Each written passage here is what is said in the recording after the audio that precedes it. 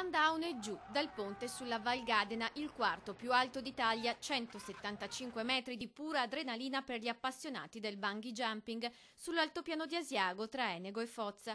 Un ponte che all'Associazione Sportiva Bungee X Team di Castelfranco fa da base operativa ormai da qualche anno. In 20 anni avremmo buttato giù 100.000 persone. Disabili compresi, ma il ponte domenica ha fatto da scenario a un salto nel vuoto da brivido per un ventenne bresciano scampato alla morte per un soffio. Una persona ha rischiato di perdere la vita.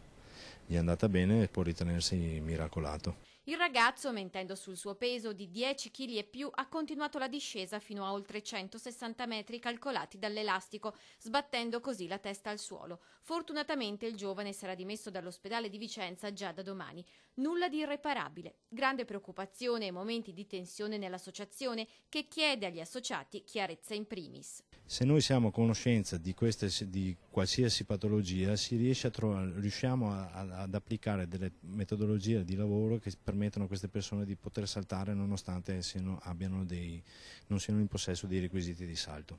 Tant'è che avete fatto anche lanciare un paio di persone con handicap. Sì, quest'anno abbiamo lanciato 2 persone con handicap, cioè handicap vuol dire un ragazzo paraplegico e una ragazza con una malattia degenerativa.